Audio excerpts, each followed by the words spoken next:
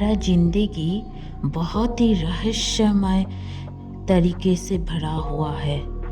क्या आपको पता है ये आपका पहली जन्म है या बहुत बार आप जन्म ले चुके हो इस दुनिया में? क्या हमारा जन्म एक बार ही होता है और मृत्यु एक बार ही होता है? इसके बाद कभी भी हम लौट के इस दुनिया में नहीं आ सकते? क्या ये सच है या ये सच है? क्या हम इस दुनिया में पहले भी आ चुके हैं और अपना जिंदगी काटकर फिर मृत्यु लोक में गया और फिर से हम वापस आए मनुष्य रूप में? क्या सचमुच हमारा पास्ट लाइफ हो सकता है?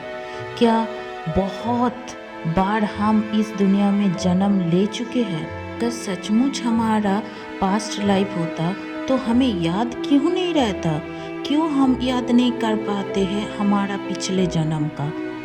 ये आज हम जानने की कोशिश करेंगे। हमारा पुराना ग्रंथ और बाइबल में क्या बोलता है इसके बारे में आज हम ये जानेंगे। भागवत गीता में जब श्री कृष्ण अर्जुन को अपना वाणी सुना रहा था तब कृष्णा ने बोला, अर्जुन तुम्हारा और मेरा बहुत बार जन्म हो चुका है पर तुम्हें याद नहीं है और मुझे सारे जन्म याद है। तुम बहुत बार जन्म ले चुके हो और बहुत बार तुम्हारा मृत्यु भी हो चुका है। भागवत पुराण में भी ये बात कह गई है, क्या मनुष्यों को बहुत बार जन्म होता है और बहुत बार मृत्यु भी होता है। मनुष्य अगर दुनिया में जन्म लेते हैं तो कुछ ना कुछ लक्ष्य लेकर ही जन्म लेता है, कुछ ना कुछ कर्म उसका रह जाता है, इसकी वजह से उसको दुनिया में जन्म लेना पड़ता है। जब तक मनुष्य अपना कर्म नहीं समझ लेते हैं तब तक उसको दुनिया में जन्म लेना पड़ता है और अपना काम पूरा करना पड़ता है। गीता और हमारा पुराना ग्रंथ में बार बार एक ही बात कह गई है, मनुष्य अपना किया हुआ कर्म की वजह से बार बार इस दुनिया में आते रहते हैं। जब तक उसका कर्म नहीं पूरा हो जाता तब तक वो इस दुनिया में जन्म लेते हैं। अपनी आत्मा को, अपनी सोल को जब तक वो पहचान नहीं लेते हैं उसका काम क्या है इस दुनिया में, ये जब तक नहीं पहचानते हैं तब तक इस दुनिया में उसको आना पड़ेगा और किया हुआ कर्म का फल भोगना भी पड़ेगा। गीता में बार बार कृष्णा एक ही बात बोला, मनुष्य का हाथ में सिर्फ कर्म है और कुछ भी नहीं है। गौतम बुद्ध को जब आत्मा ज्ञान लाभ हुआ तब उसने अपने आप को पहचाना और गौतम बुद्ध ने बोला, मेरा बहुत बार जन्म हो चुका है, मैं बहुत बार इस दुनिया में आ चुका हूँ।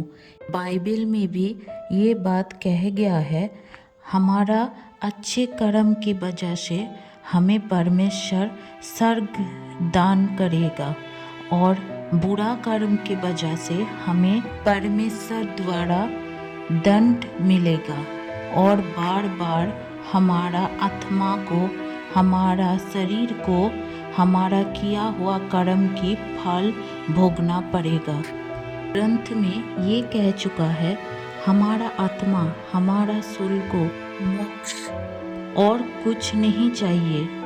बस इसलिए हमारा आत्मा बार बार एक चैलेंज लेकर इस दुनिया में आते हैं, पर दुनिया में आते ही हमें कुछ याद नहीं रहते और बुरा कामों में हम जल्दी फंस जाते हैं। जो भी ये बुरा कर्म की और मोह माया की जाल से निकल आ पाएगा उसे सोल को मोक्ष लाभ होगा और वो भी कर्म के बंधन से मुक्त होकर परमेश्वर के पास चला जाएगा।